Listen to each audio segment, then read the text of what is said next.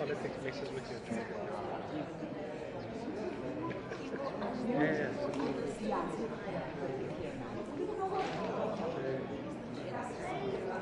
was going to say, usually I run out of children.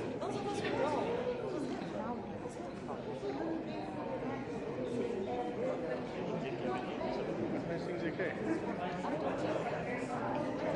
He's bringing a key.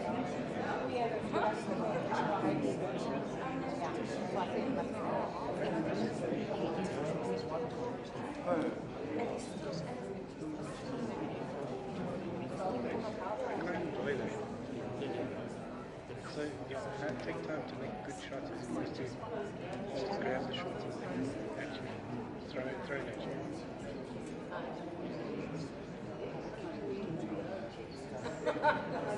Yeah, right? Yeah, but there's actually quite a lot of cool stories outside Germany. I was looking at, even if they were just talking about solar,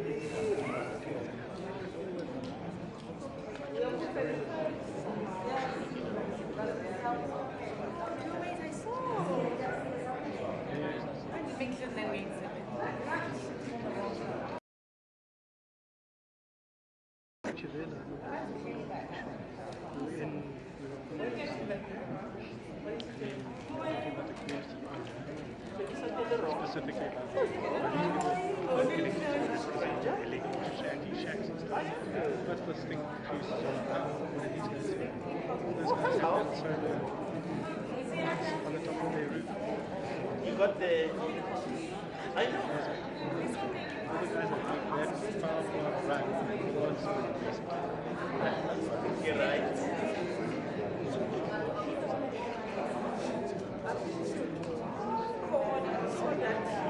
That's what I know with Abuba.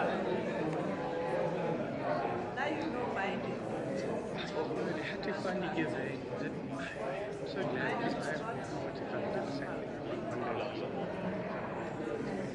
I'm not going to be totally I'm going to have diversified. I'm not going to go for a flight, so you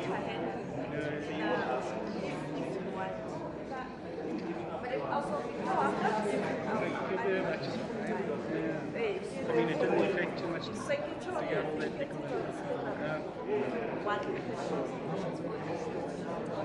wouldn't like I was kind of thinking solar sounds pretty good. When not too sure how often the wind blows, but if I was at the beach,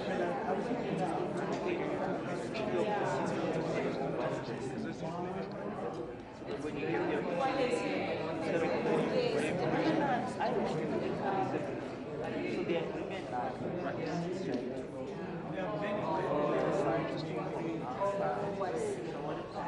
Spain.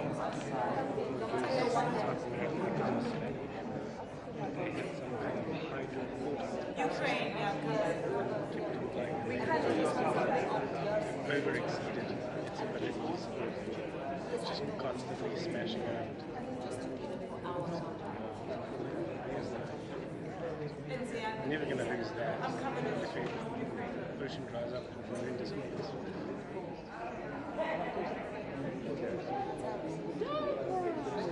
What? I have not seen you for like how many years?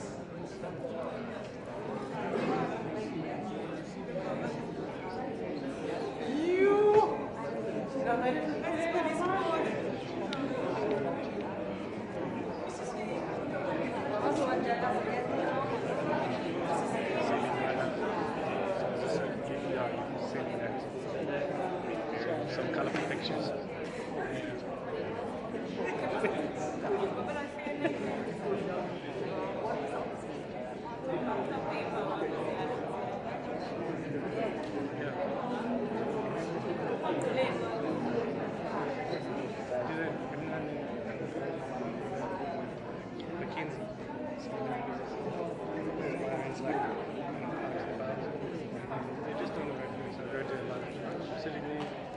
Trying to remember everything on this past the guys from signals, and then we just plug in lively, but like calling in to say go up before, but don't mess with somebody else's signal.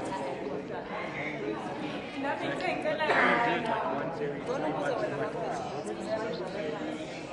I want to go. No. I want to go for an hour in 20 minutes. Yeah. While I'm doing all this like the languages on the side.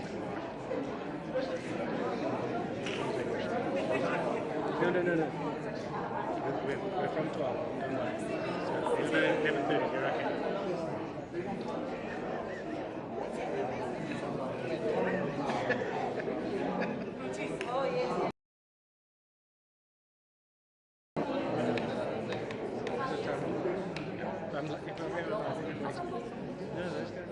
Those are wonderful people. Hear me on the other side, screaming. Everybody's laughing. No, maybe they don't understand.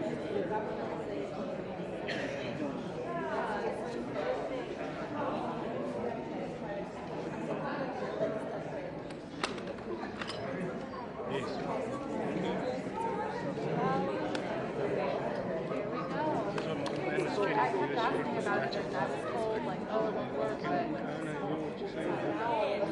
Take it easy. We have power.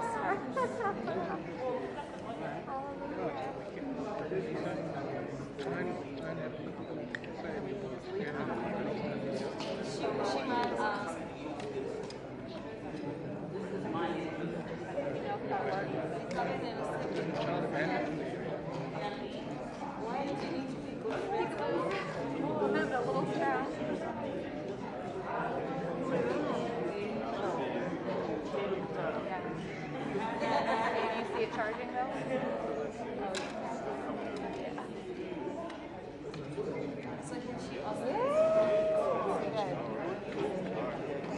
I'll just let them know it's back up. Yes, thank you. And you can leave the, you want to leave pictures of the slate? Yeah. Yeah, leave the slate.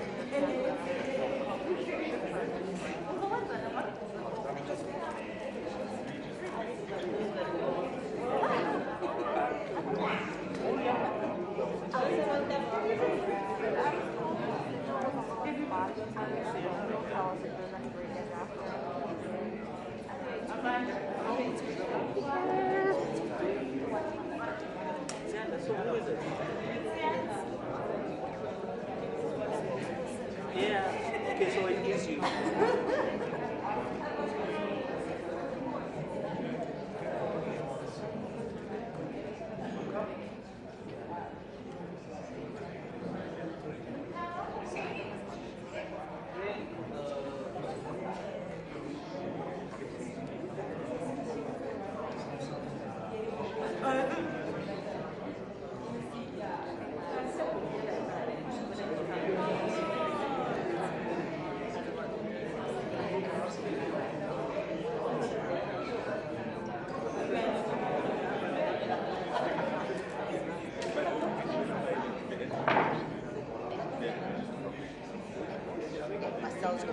Just confirm, yeah, that's why we left it here.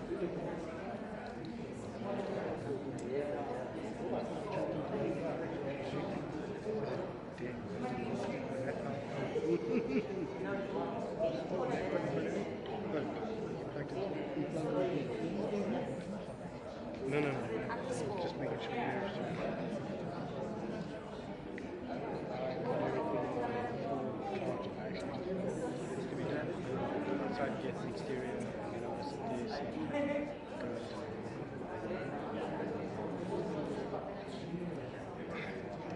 yeah, they didn't ask for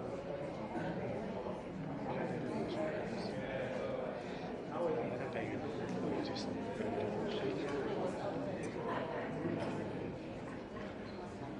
I mean, oh, really?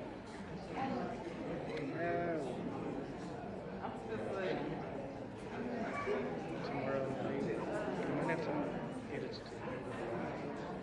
I say that. I'm actually going to wait for you to give me some scripts.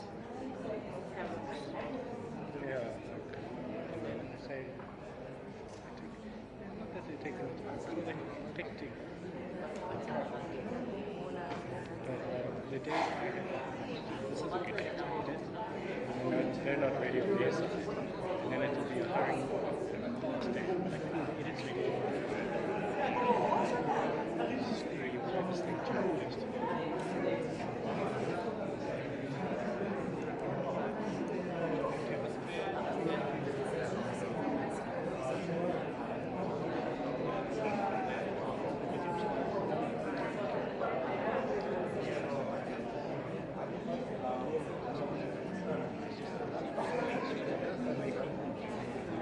From Antony. Yeah, they might be nice there.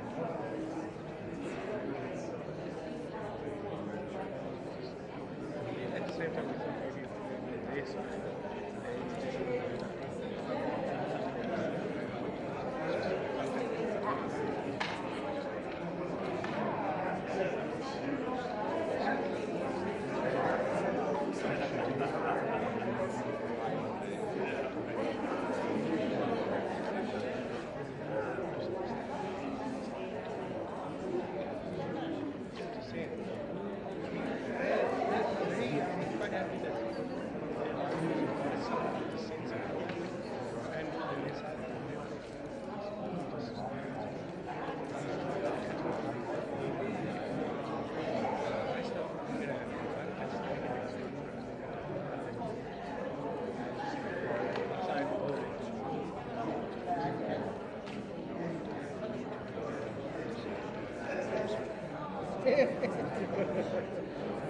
certain here.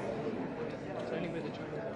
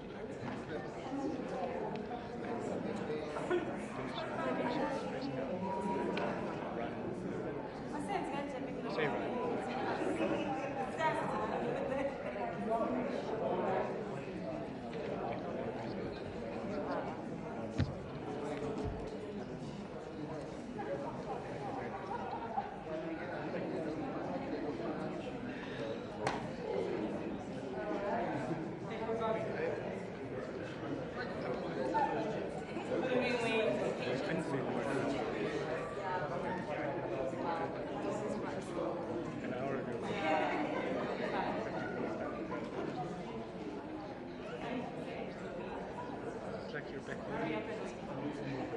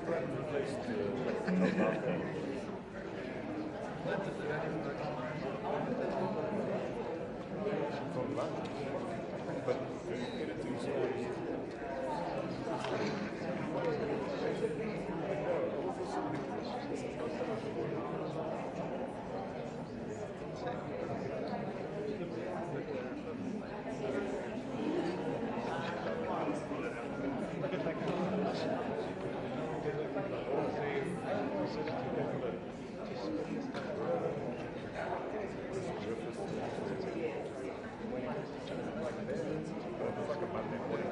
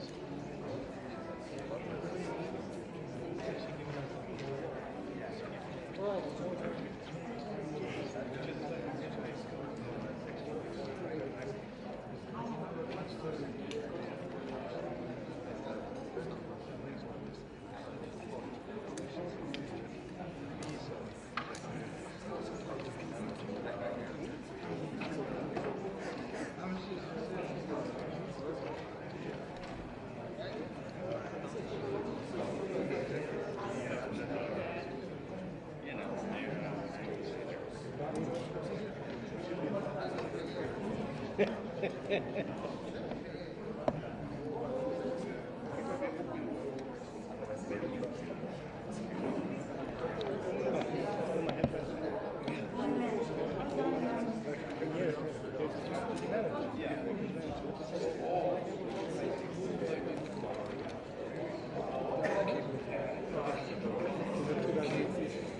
in case the line's not working, you can. No, I'm sorted. Yeah. I'm good on lighting, as long as you sort it. Because I saw you struggling to grab it.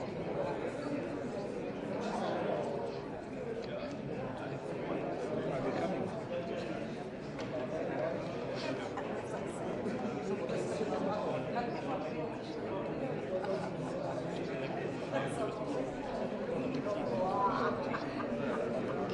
Thank you. Vanilla.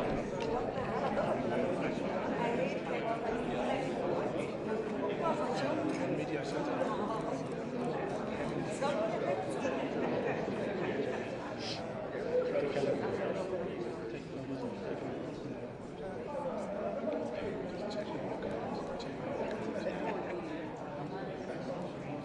Maybe they went for the channel. No, agents. About your shot.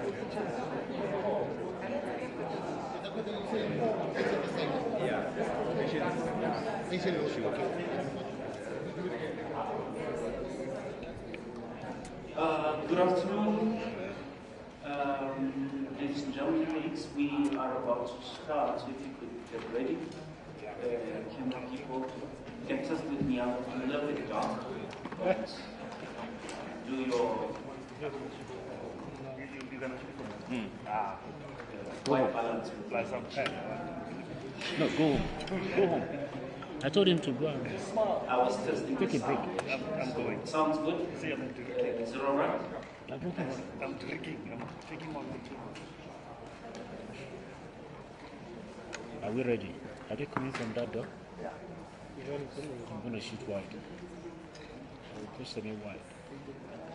It's a little bit of a trampoline. Yeah? Yeah. I'll push any wide. Yeah. You can't miss anything with this. Almost the same thing. Did you change your white balance? My white balance is superb.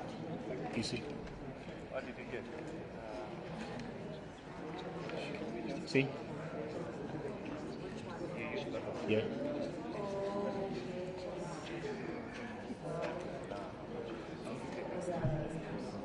No, this one is. You know, yeah.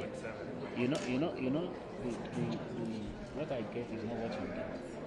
Your lens is different from They're mine. walking in. Come back.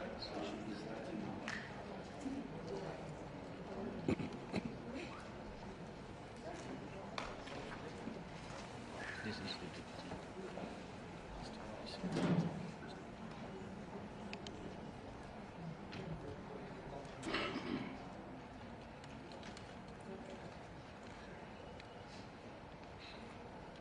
These guys, they don't joke. They don't. They're coming.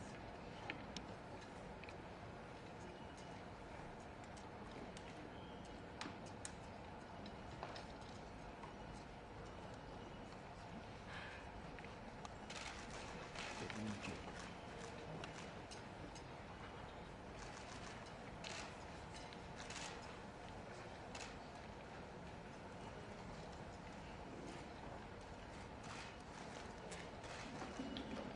Good afternoon and welcome to Minister Antony and Secretary Blinken.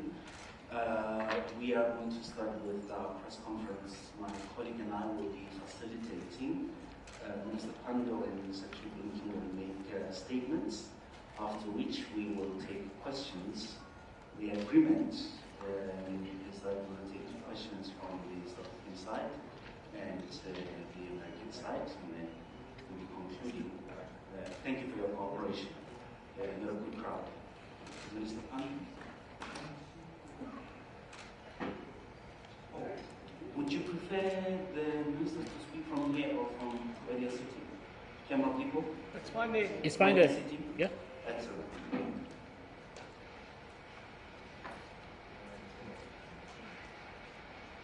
Well, good afternoon, everyone. We have spent most of the day speaking said to confirm that we've had extensive and excellent deliberations on a wide range of issues, some of which I'm sure will form the substance of the question that you wish to pose. We've confirmed the good standing of the relationship between South Africa and the United States of America. It's a very extensive partnership in which we cooperate in a wide range of sectors. We had reports from 4 commissions that are part of our bilateral strategic structure. We should have this kind of political dialogue on a regular basis, but we'd had a hiatus for almost 8 years, but we've agreed that this is going to be an interaction that takes place on a regular basis. I have had many opportunities to hold meetings and discussions with Secretary Blinken, and I've always found him open to listening and to sharing perspective on various world affairs. So, having said that, I'll now hand over to him. Secretary Blinken, over to you, and then I think we should allow the... Thank you very, very much. I may slightly abuse the privilege of having a captive audience and saying a few things, starting with the fact that it's just an honor and a pleasure to be with you, to be here in Victoria. We have the joint pushing the strategic dialogue to get together. And I would just underscore, there were nearly 50 officials and experts from across the U.S. government. And that really is a testament to our commitment to the partnership between South Africa and the United States. And I'm also extremely pleased to be joined today by our ambassador designate to South Africa, Ruben Brigidi, who arrived at this new post just in time for this visit and will be presenting his credentials to the President very soon. I think so many Americans, and I include myself among them, South Africa holds a special place in our hearts. I was last year in 2013 with President Obama, and I remember still his words about how South Africa and the United States have been bound together throughout our history. How the freedom fighters of our civil rights movement back in the United States inspired those fighting for freedom and equality here in South Africa, and how the movement against apartheid here in turn inspired a generation of activists in the United States. And I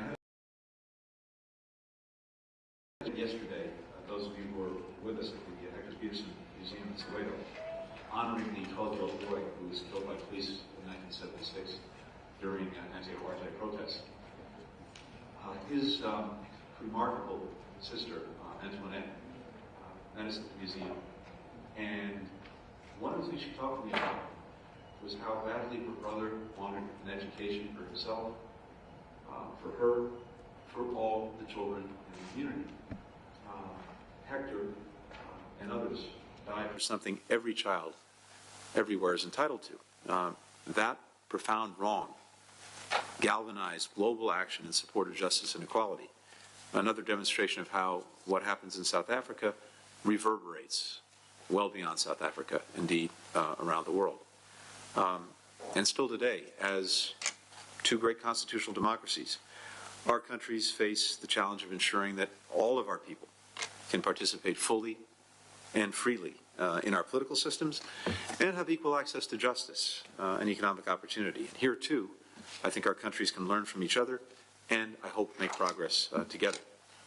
Today, South Africa is a leading global voice on global health, climate crisis, democracy, security, so much else. South African economy is renowned for its cutting-edge tech sector, for pioneering work in medicine. A very vibrant press is ranked as one of the freest in the world. Cultural contributions are vast. Universities draw students from pretty much everywhere.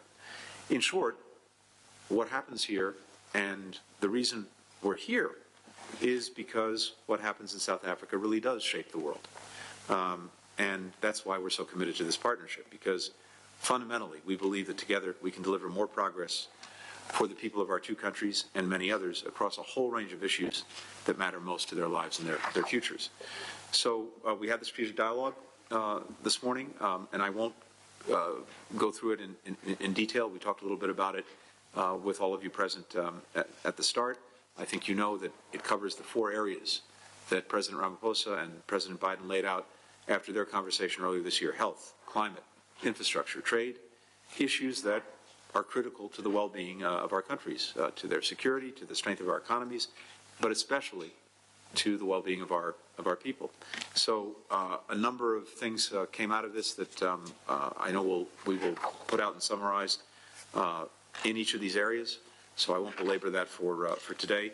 But I think what's so important is we agreed not only to shared approaches on most of these issues, but also to concrete steps that we're going to take to deepen our cooperation.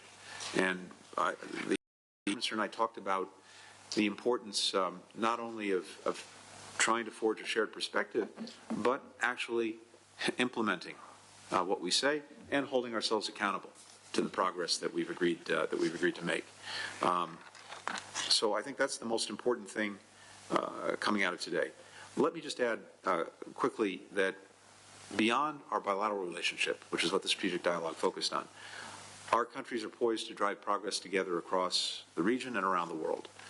We talked about a whole range of leading global issues today, including regional security challenges, the future of multilateralism in the United Nations, and global food security. We've seen the repercussions of Russia's war in Ukraine, which are felt across the planet, and especially across Africa in rising food and energy prices.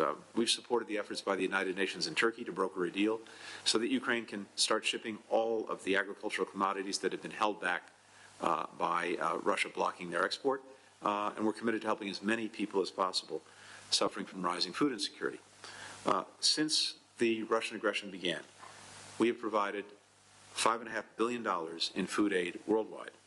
A few days ago, our ambassador to the United Nations, Linda Thomas-Greenfield, announced an additional $150 million in humanitarian funding for Africa. But we also want to strengthen the foundation of food security across Africa to increase local agricultural capacity, local resilience, so that more people have access to affordable, nutritious food over the long term, not just in response to an emergency.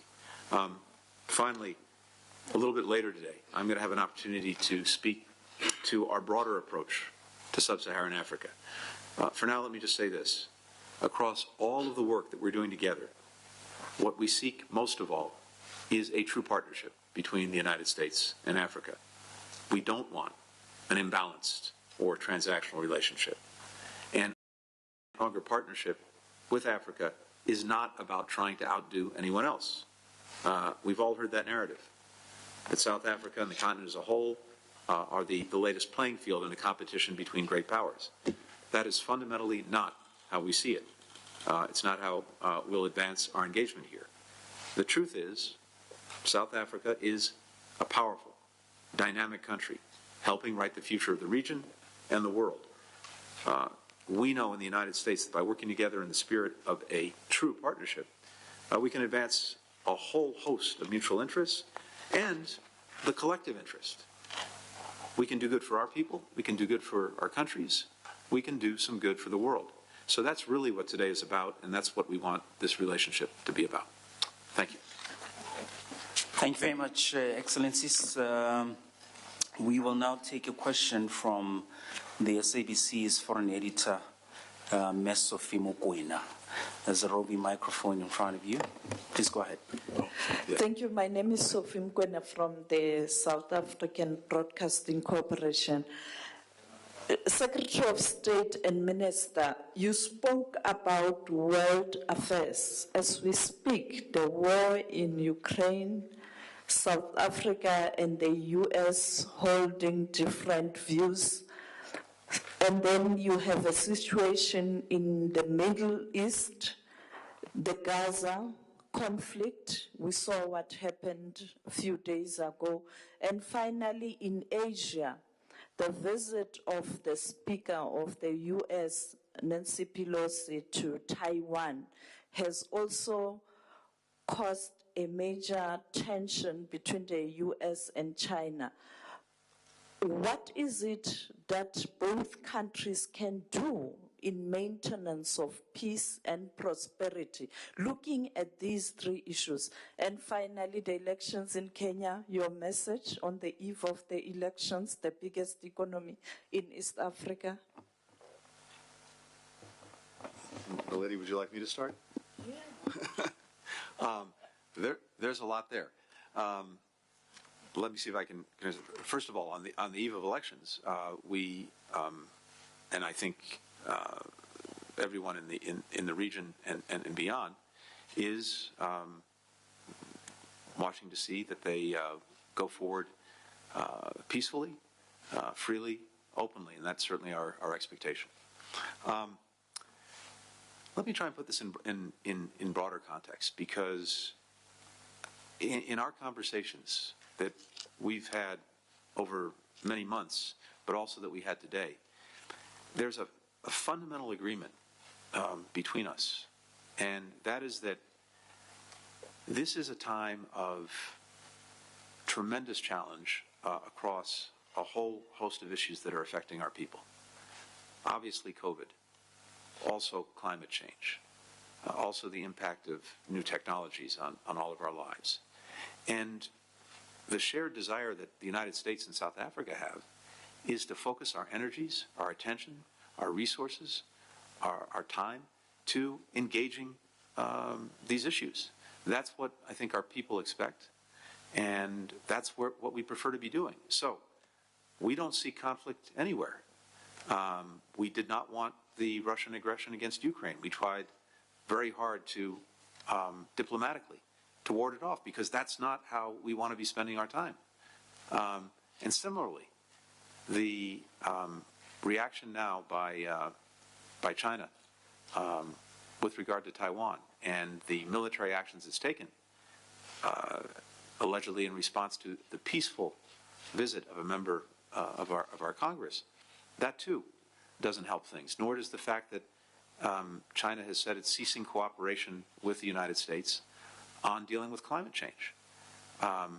That's not punishing the United States. That's punishing the entire world, and especially the developing world, and notably Africa, because China and the United States are the number one and number two emitters in the world. We have a special responsibility to make sure that we're leading on dealing with climate change. It's deeply unfortunate that China has chosen, for now at least, to stop that engagement. So my point is, I think there's a profound agreement between us that we want to be spending our time focused on the issues that are really having an impact on the lives of our people. And together, it's what we did with the strategic dialogue today, we can make a real difference. But it's also important that when some of the basic principles of the international system, the international order, are being challenged, that we stand up and defend them. So the problem that we have with Russia's aggression against Ukraine is that it's not only an aggression against another country, it's an aggression against the foundational principles of the international system. Multilateralism, something that we both believe in and invest in.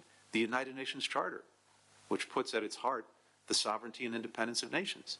And it was created in large part to try to, after 2 world wars, to make sure that there wasn't another one.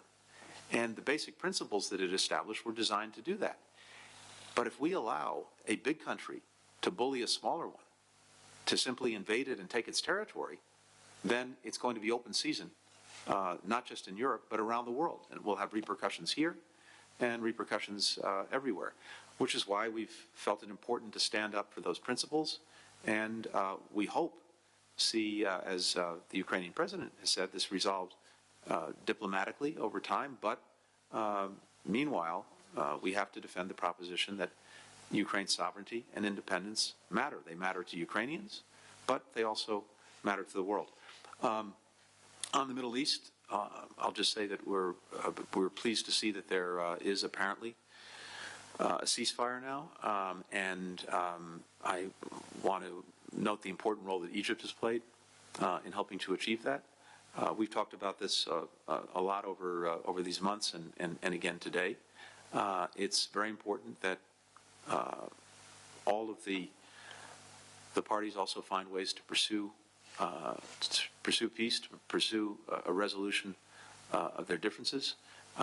It's been very encouraging to see, for example, Israel and so many countries in the region normalize their relationships. That's good for peace, that's good for security, it's good for the well-being of people, but it's also not a substitute for resolving the differences between Israel and the Palestinians. And we believe strongly in the need to find a two-state solution that has, for Palestinians and Israelis alike, equal measures of democracy, dignity, and opportunity, and we'll keep working toward that.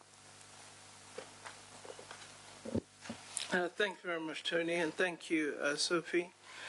Firstly, on the matter of Russia and Ukraine, there is no one in South Africa who supports war. We've made that very clear. And we have said that we wish to see intensified efforts at increased diplomacy, utilizing the good offices of the United Nations, particularly the Secretary General, and other leaders who may be of weight in terms of persuading the interlocutors to come around a table and negotiate a settlement of this awful conflict. This is the position of South Africa. We support a search for peace. We are appalled by war.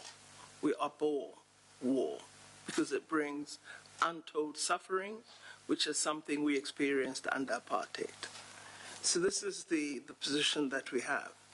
With respect to the role that multilateral bodies such as the United Nations should play, we believe that all principles that are germane to the United Nations Charter and international humanitarian law must be upheld for all countries, not just some.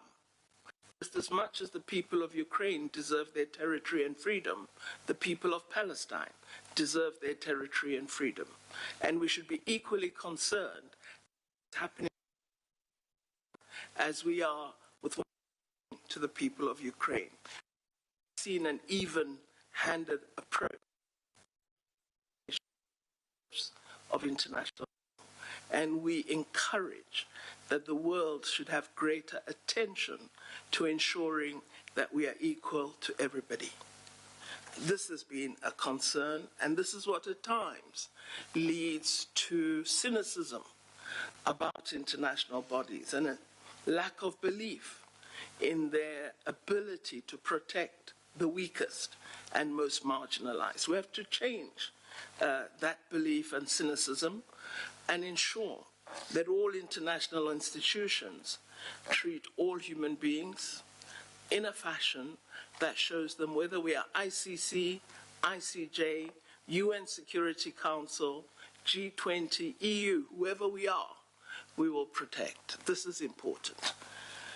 Also on Taiwan, clearly as South Africa, we have very clear separation between the executive and the legislature. Recently, the Speaker of the National Assembly was invited to be part of a group of the Interparliamentary Union, a group of speakers who were a delegation that were to visit Ukraine. I could not say to the Speaker, Speaker, don't go there, don't go there. It is Parliament's decision as to what they do. This is what separation of power means. So I think for us, decisions by presiding officers, whether we agree with them or not, as the executive, they would have to live with our decisions. We have to live with their decisions and repair any breaches in relations that they may cause. That's our duty to do that. Of course, we welcome the ceasefire in Palestine. However, we do express concern that many civilians have been killed. Infrastructure that provides services to ordinary civilians has been destroyed. The people of Palestine are living in buildings that are shells. And this worries us. Having experienced apartheid ourselves and living in corridors. So we do think there's work for the world to do in ensuring that we create peace in the territory of Palestine and have a two-state solution where you have two nations existing in peace side by side. We also think we're not satisfied that there's been an independent investigation of the murder of Shireen Abu Akleh, and we still call for a full independent investigation and a full report on who actually shot her.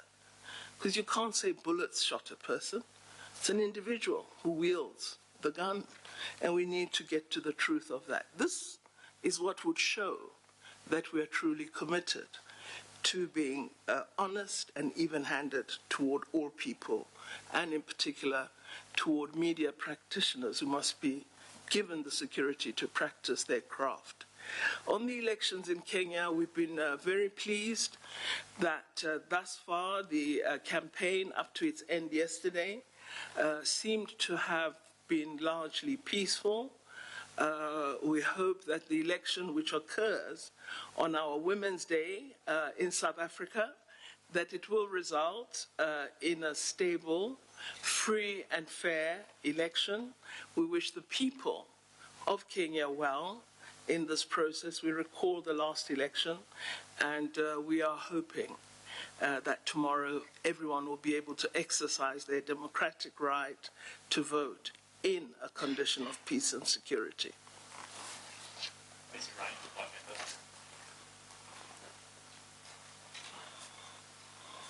Very much.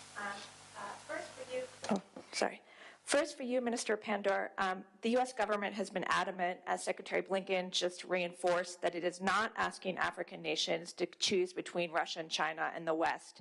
At the same time, the United States clearly is hoping to marshal support at the UN and elsewhere for its isolation of Russia along with American allies. You made reference in a recent article to the failure on the part of some to appreciate the principles of sovereignty and freedom of choice that African nations must consider in this regard. Do you think that the United States and its European allies sufficiently appreciate the complex interest of African nations in this arena? And did you discuss that today with Secretary Blinken? And then Secretary Blinken, for you, one thing we noticed during Foreign Minister Lavrov's recent African visit was his promotion of Russia's model of arms sales with few strings attached, and the fact that Russia typically refrains from criticizing African nations on human rights. I know you've talked about an affirmative American vision for the continent, but how do you see that competing with the appeal that the easy access to arms or state-backed roads from China might have to some leaders in Africa? And just really quickly, how would you respond to the minister's statement she just made about inconsistency on the part of some global actors in regards to principles the U.S. is advocating for in the Ukraine conflict, which seem to be an allusion to the U.S. position in the conflict in the Middle East? Thanks. Well, let me start this time. I'm glad that Secretary Blinken has confirmed that America is not asking us to choose. I don't recall any attempt by the United States to do that. But in terms of our interaction with some of our partners in Europe and elsewhere, there has been a sense of a patronizing bullying toward you choose this or else. And the recent legislation passed in the United States of America by the House of Representatives, we found a most unfortunate bill that we'd hope the media would say more about, because when we believe in freedom, as I'm saying, it's freedom for everybody. You can't say because Africa is doing this, you will then be punished by the United States. So that's been a disappointing passage of legislation by one house, and we hope the other house will not agree to such offensive legislation. So indeed, it is important that all of us accept our ability to hold different opinions. We are, after all, sovereign nations that are regarded as equal in terms of the United Nations Charter. We may differ in terms of economic power and economic ability to influence development in different parts of the world, but what will make the world work is if we respect each other. This is very, very important. And one thing I definitely dislike is being told either you choose this or else. when a minister speaks to me like that, which Secretary Blinken has never done, but some have, I definitely will not be bullied in that way, nor would I expect any other African country worth its salt to agree to be treated. Russia, I've tried so many times to explain to so many people. Russia is a very negligible economic partner for South Africa. Our trade with Russia is less than $4 billion annually, compared to the $20 billion that I referred to earlier with respect to the United States. So this fear that we exist under some push is, I think, a totally really unfounded belief in the relationship that we have with either country. And we've been quite clear in saying we really advocate for peace because we knew what would happen. We knew there'd be destruction, there'd be death, there'd be desolation. And that's what we're all seeing. And what we've always asked is, where is this going to end? Let us make every effort to get peace.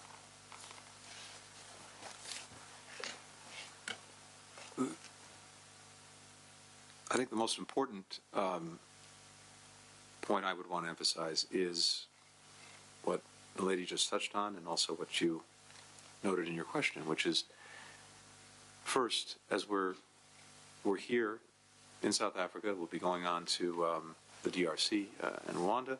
I've spent time in Nigeria, Kenya, other places, and again, the purpose of our engagement, which I'll talk about at some length a little bit later this afternoon, in laying out our broader approach to Africa, is about Africa, is about the relationship between us, is about what we can do together as partners to the benefit of our own people and, I think, to the benefit of people around the world. By 2050, 1 in 4 people on this planet will be African. Within the next couple of years, half the population of this continent will be 25 years old or younger. So this is the future, quite literally. And what we're investing in is that future. And this gets to the point that when it comes to other countries that may be engaged here, our purpose is not to say you have to choose. It's to, in effect, offer a choice. And the choice that we offer, at least that we hope and expect to offer, is an affirmative one, a positive one, where we hope together to engage in a race to the top, not a race to the bottom, whether it's infrastructure, whether it's health, whether it's climate, whether it's security. And on security, I think what we're seeing Russia mostly export to the most challenged places on the continent is its proxy, the Wagner Group, which is resulting in increased death and destruction in far too many countries. But part of the reason that the Wagner Group has some traction is that in the absence of an alternative to building security, countries may sign on and sign up. So this comes to offering an alternative. Congress passed, and we're implementing something called the Global Fragility Act, which allows us to focus resources in a sustained way and in a comprehensive way in helping countries, mostly in Africa, address challenges in a way that does not lead to violence, to insecurity, to terrorism, that tries to get ahead of the problem. And our perspective on security is, yes, there's obviously an important part for the hard security element of this, including arms sales with principles that we attach to them. But that is, while necessary, totally insufficient. And what we really need and what we're focused on is a much more holistic approach that gets at some of the root causes that lead to state failure, that lead to people having deep frustration and seeing no hope for the future, and changing that trajectory. So that's our focus. I'll speak a little bit more about it in just a little while. In terms of inconsistency, sure. I think we have these conversations, and we like to think that we're engaged consistently on every issue, but we all have our shortcomings, and we could probably look back at a number of things that suggest that we're applying principles in one place in one way, but not the same way in another. And that's a really important conversation to have. And I learn a tremendous amount from my friend and colleague in having those conversations. But in the case here of whether it's Ukraine and the aggression by Russia, whether it's Taiwan and China, or whether it's the Middle East, we are working to uphold some of these basic principles. We may have different ways we think it is most effective to do it in a given case, but again, in the case of the Middle East, we both believe strongly in a two-state solution. We both believe strongly in the need for Israelis and Palestinians to live with equal measures of democracy, of opportunity, of dignity. We both believe strongly that diplomacy is the most important tool that we can bring to bear on any problem, any challenge. Now, within that, there may be different tactical approaches. There may be concerns that we're spending too much time on one thing and not enough on another, and that's exactly what we talk about. And one of the great strengths of the relationship that we have is that we talk about everything, and we lay out our differences in how we approach problems. And what I find is I learn a tremendous amount from each one of these conversations. Right. Last but one question, Zianda Ngobo, Newsroom Africa. There's a microphone behind you. Thank you very much. It's Zianda Ngobo from Newsroom Africa. Quite important that Minister Pandor mentioned the Section 232 tariffs, which I think would speak to the implementation part of the two countries' cooperation. Was there any discussion then on the removal of these, the Section 232 tariffs on aluminium and steel inputs? How soon would that happen as well, and at what percentage? And then with regards to Rwanda and the DRC, Secretary Blinken, you'll be heading there next, but of course you'll know about that report, which basically said that there's hard proof that Rwanda is funding the M23 rebels in the East DRC. So what will your approach be as you'll also be visiting both these countries? As you prepare for that visit, what kind of stance will you be taking going in? Thank you. I don't want to put words in my colleague's mouth. I think I can safely say that, yes, this question of the tariffs was raised, but I'll let the minister address that. And similarly, my colleagues back home in the U.S. Trade Representative's office are looking at this as we speak, and but I'll defer to them about that process.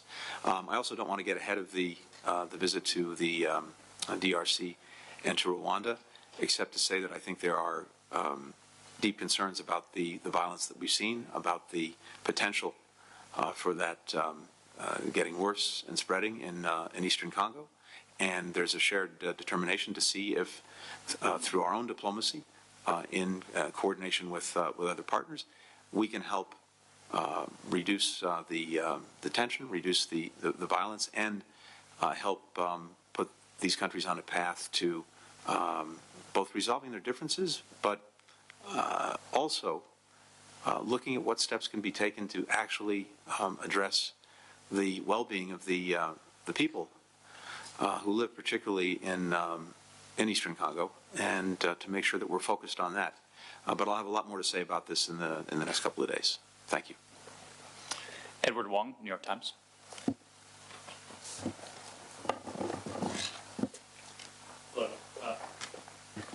Hello, Secretary Blinken. Our understanding is that the Blinken administration's approach to Africa and its Africa strategy is predicated on democracy promotion and a promotion of open society as the underpinning for its priorities here. There's been a history of many American projects that are done under the name of democracy promotion, ending poorly or with disastrous outcomes, whether it's during the Cold War or more recently in Iraq and Afghanistan. How will that approach be different here in Africa and lead to different outcomes? And why is the approach seemingly different in a place like the Middle East, where you don't have the same demands of partners like the UAE or Saudi Arabia compared to your approach in Africa? And for Minister Pandor, do you think that this emphasis on democracy will be well received across all of Africa, given the different political systems and traditions here on the continent, or do you think there will be some pushback against this? And in the case of what Secretary Blinken views as America's main challenger, which is China, that country doesn't make these kinds of demands of political systems or governance in its diplomatic relations. So do you think that will give China an advantage in some areas in its dealings in Africa? Thank you. Thanks, Ed, very much. I'm tempted to say stay tuned, because we'll talk about this in a couple of hours, I think, at the minister's alma mater, which I'm really looking forward to. And this, the question you raised is part and parcel of what I'll be talking about, but maybe for now just a couple of things. First, this is not our demand, insistence, whatever you want to call it, for democracy. It's a reflection of what people in Africa want and are looking for, and that's clear in poll after poll. They want openness. They want the ability of, on an individual basis, of communities and countries, for that matter, to choose their own path. That's what we're focused on. But fundamentally, our proposition is that as a democracy, and we happen to be two of the leading constitutional democracies, or countries that aspire to strengthen their democracies, or for that matter, countries that may be falling back from democracy. The challenge is, as we've said and President Biden has talked about a lot, the need to demonstrate in very concrete ways that democracies actually deliver for their people. That's what our focus is. And so, as we're focused between us in the strategic dialogue on these core issues that go to the heart of what people are looking for now, similarly in Africa at large, you'll see a focus on similar issues and an effort to demonstrate that in partnership we can actually make a difference in the lives of our citizens. That's what the approach is about. That's what the strategy is about. And we happen to believe that in order to do that effectively, in order to do it equitably, that democracy is the best system for doing that. But it has to continuously prove itself. And that's a lot of what we'll be talking about this afternoon.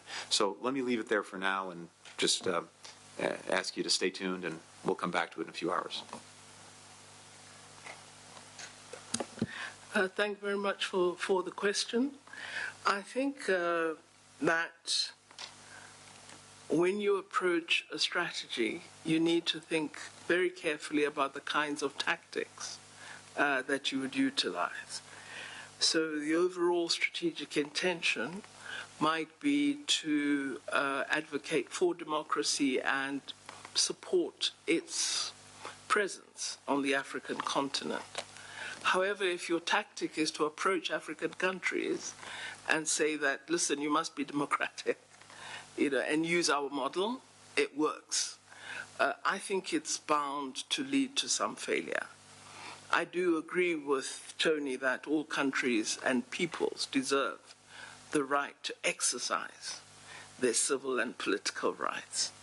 But I think, given history, the approach has to be somewhat different. And I would recommend a greater attention to tools that Africans have developed, such as the African peer review mechanism, as a way into broader discussions about governance and democracy, rather than we will, there are 44 African countries that have now agreed to be transparent and evaluated under the African peer review mechanism principles of democracy and good governance. An extremely important tool. We've already had over 40 such evaluations. Let's discuss the outcomes of those reviews with each of the African countries and look at areas where it was found there are gaps that must be addressed, and look at how we work together. And in that way, you build a platform toward the objective you eventually seek to achieve. But to come in and seek to teach a country that, we know how democracy functions, and we've come to tell you, you do it, it will work for you. I think it leads to defeat. So we need to think in different ways. I also think that one of the lessons we also need to learn and perhaps draw lessons from, one of the experiences we should draw lessons from, is the reality that there has been a lot of external interference in Africa. And a lot of that external interference has fueled conflict in many African countries, has fueled instability, has supported opposition groups, and so on. You know the history, perhaps better than myself. This is a reality. So in my view, while there may be concern about Wagner Group or Van Dijk, which is another security group which was in Mozambique, there's also a concern about countries that have mineral interests in African countries and are there as a destabilizing force.